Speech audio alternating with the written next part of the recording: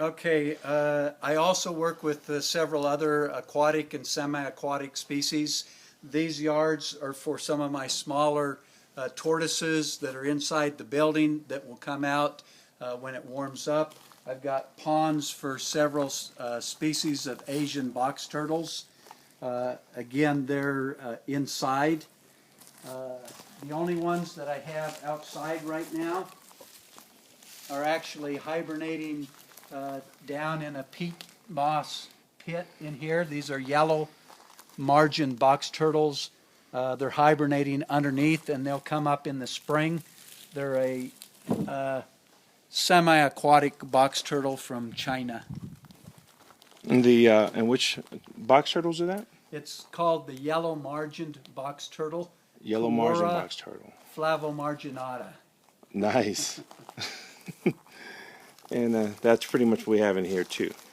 Actually, the turtles that will go in here are inside right now, and they're called the serrated box turtle from the Hainan Island off the coast of China. Wow.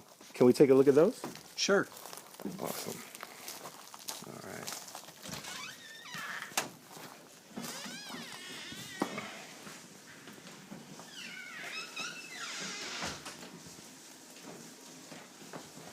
Okay, this whole building, the floor has radiant floor heating so that the tortoises aren't sitting on cold concrete, and the floor is maintained at 80 degrees, which heats the entire building.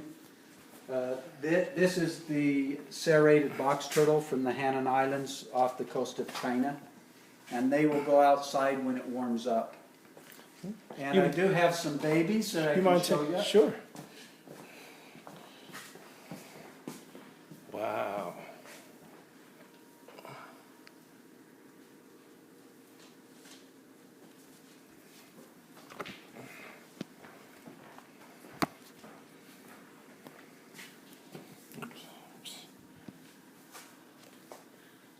Okay, these are the offspring. If we can get it in under lighting, because these Okay, don't do how's that great that? now. Better? Oh yeah, way better.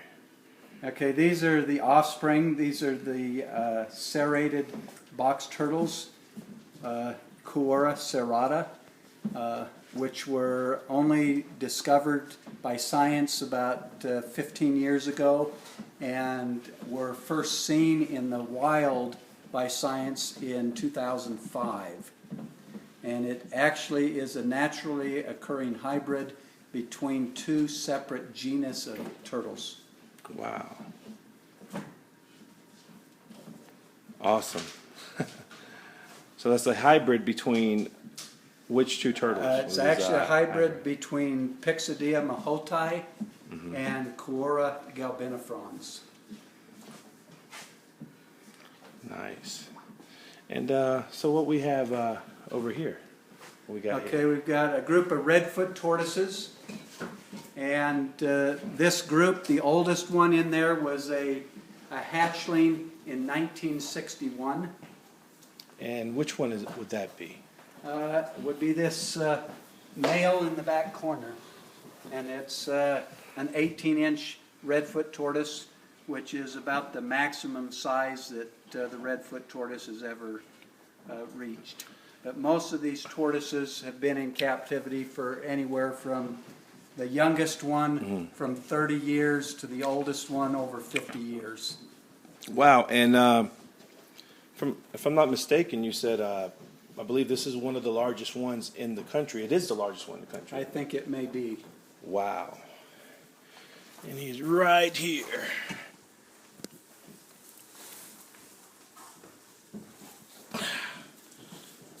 These are the redfoot tortoises here. And we come here on the left side of it, we're looking at the African spur tortoises.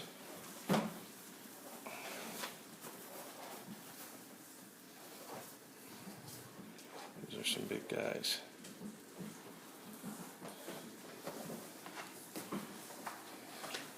Okay, here we are, a couple of the redfoot tortoises. This one hatched less than a month ago, and this one hatched this past winter. late fall, early winter. And the parent of this one with the nice color actually originated from Bolivia, which is one of the more colorful species of redfoot tortoises that get large. The mother is about 16 inches.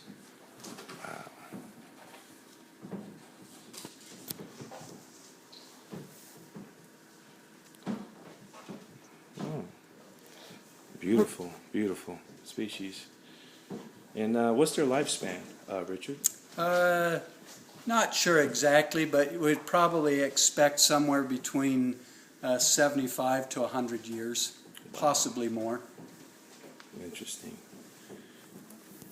Beautiful. And these are leopard tortoises, and the ones in this pen, they originated from Kenya. In fact, my male, which is over here in the corner, was wild caught in 1978 and was imported into the country by Richard Leakey, the famous anthropologist in Kenya.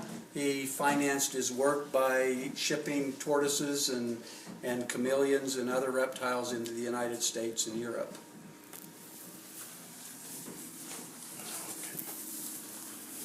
The leopard tortoises in here originated from South Africa, which is sometimes referred to as the giant leopard tortoise. But in reality, the largest race of leopard tortoise comes from Ethiopia, and they found specimens over 30 inches. wow.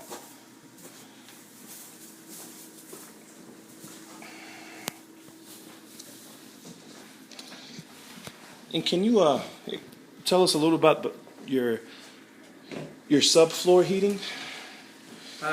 It's what's referred to as radiant floor heating. There is PEX or plastic pipe that is embedded in the concrete, and so I have pumps that pump or circulate hot water through the floor, and so that hot water maintains the temperature of the floor, which then heats the entire room. Wow. So if we can get it if we can get a temperature meter here, we can actually see that we're actually getting the accurate temps of, let's see, 80.9 degrees. 80.9 degrees. And Wow. you can see the thermometer on the wall. It's just over 80 degrees in the room. So there's Incredible. no forced air heat. The heat all radiates from the floor.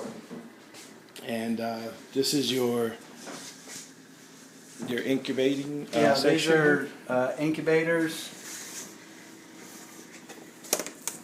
There's some babies that have just hatched. This one still has the yolk sac, Wow. which in a few days will be absorbed into the stomach.